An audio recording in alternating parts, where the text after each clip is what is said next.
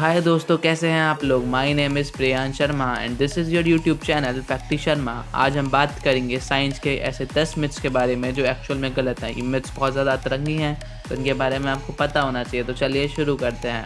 अगर आपको वीडियो अच्छी लगे तो make sure like share and subscribe to the channel. चलिए शुरू करते हैं। Myth 1, a pen dropped from the Empire State Building can kill a person on the sidewalk. इस मिथ्स के अनुसार अगर एक पेनी को ड्रॉप किया जाए एम्पायर स्टेट बिल्डिंग से तो जो पर्सन नीचे से निकल रहा होगा अगर वो उसके ऊपर गिरा तो वो मर जाएगा। ये जो है वो एक बस बैड फिजिक्स है। रियलिटी में अगर पेनी को ऊपर से गिराया जाए तो उसकी जो टर्मिनल वेलोसिटी होगी नीचे आने तक वो लगभग 30 से 100 माइल्स पर आवर तक हो सकती है। डिपेंड करता है कि वहाँ पे हवा किस हिसाब से चल रही है। अगर वो एक इंसान के ऊपर गिरेगा तो वो उसके लिए ज़्यादा से ज़्यादा एक झटका होगा, उससे वो हर्ट ज़रूर हो सकता है लेकिन मरेगा नहीं। That is a simple physics.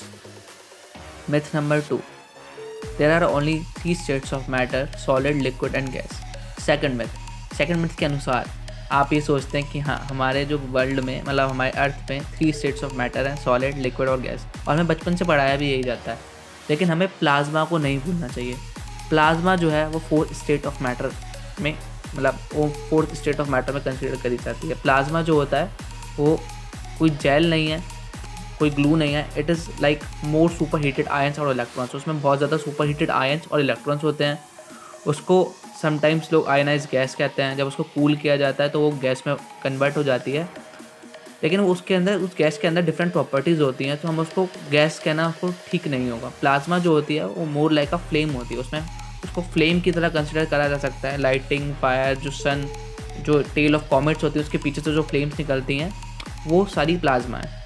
और ये जो एलिमेंट्स होते हैं इनकी जो केमिकल कंपाउंड्स होते हैं उनको हम प्लाज्मा में कन्वर्ट मतलब बहुत सारे जो एलिमेंट्स और जो कंपाउंड्स होते हैं उनको हम प्लाज्मा में भी कन्वर्ट कर सकते हैं। प्लाज्मा में कन्वर्ट होने का सिंपल फॉर्मूला ये है उसको बहुत ज़्यादा हीट किया जाए। लेकिन प्लाज्मा जो होता है वो आयंस और इलेक्ट्रॉन्स ही होते हैं तो उन मॉलिक्यूल्स को ब्रोक करने के लिए आप अगर उनको ज़्यादा हाई करोगे तो वो ब्रोक हो जाएंगे। जैसे आप वाटर को एग्जाम्पल ले लें, वाटर को हम रिड्यूस कर सकते हैं प्लाज्मा में लेकिन वो फिर वाटर नहीं रहेगा। इवन वो हाइड्रोजन और ऑक्सीजन भी नहीं रहेगा और आप उसको ड्रिंक तो बिल्कुल ही नहीं करना चाहोगे। Myth number 3, toilet flushes spin a different direction in southern hemisphere.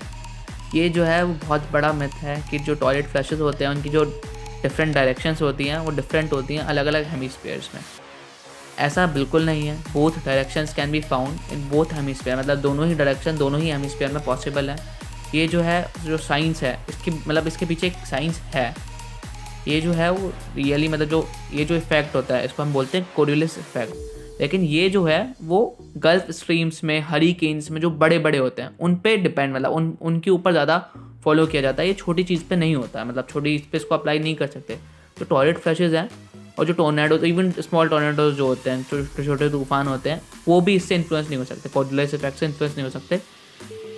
ये जो टॉयलेट फ्लशेज होते हैं जो इनके स्पायरल होते हैं वो डिपेंड करते हैं टॉयलेट के डिज़ाइन के ऊपर, उनकी प्लम्बिंग के ऊपर, वाटर प्रेशर के ऊपर। उनका साउथर्न हेमिस्फीयर से कोरियोलिस इफेक्ट से कोई लेना देना नहीं होता। दोनों ही डायरेक्शंस दोनों ही हेमिस्फीयर में अटेंड की जा सकती है। Myth number 4, glass is a high viscosity liquid. Glass को हम कंसिडर करते हैं हाई विस्कोसिटी लिक्विड में, लेकिन ऑब्वियसली ग्लास जो होता है वो वाटर की तरह या मोलेसेस की तरह नहीं होता है जो फ्लो करे।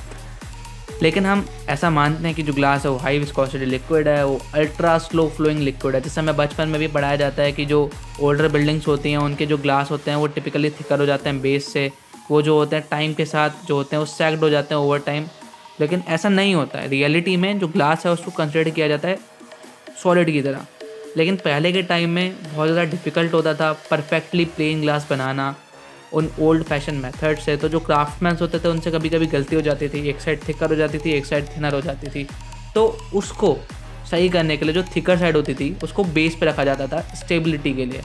वो ऐसा नहीं था कि जो ग्लास था वो हाई विस्कोसिटी फ्लूइड था और टाइम के साथ फ्लो हो जाता था, ऐसा नहीं होता है। समझ रहे हो आप? वो सिर्फ एक मिथ था। Myth number 5, lightning never strike the same place twice.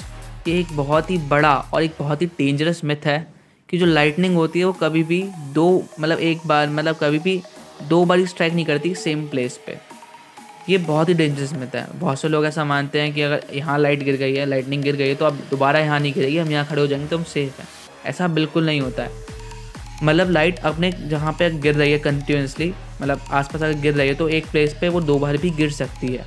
अगर आप अपने आप को बचाना चाहते हैं तो आप किसी ना किसी चीज़ का शेल्टर ले लिए, मतलब किसी के नीचे आ जाइए, किसी भी चीज़ के नीचे, और अवॉइड करिए इलेक्ट्रिकल चीज़ों को, मेटल वाली चीज़ों को पकड़ना। और ये बहुत अच्छा आइडिया होता है कि जब लाइटनिंग हो रही हो तो आप अपना गोल्फ गेम और अपनी काइट फ्लाइंग को सस्पेंड कर सकते हैं उस टाइम के लिए। ये बहुत ही अच्छा आइडिया होता है। Myth number 6, banana grows on trees. Banana को हम कहते हैं कि बनाना जो होते हैं वो ट्रीज पे उगते हैं, लेकिन बनाना ट्री जो है वो एक्चुअली में ट्री नहीं है। It is a plant which can grows upon, मतलब वो लगभग 25 फीट तक बढ़ सकता है, लेकिन उसको हम ट्री नहीं कहते हैं क्योंकि वो जो है वो लार्जेस्ट पेरिनियल हर्ब है।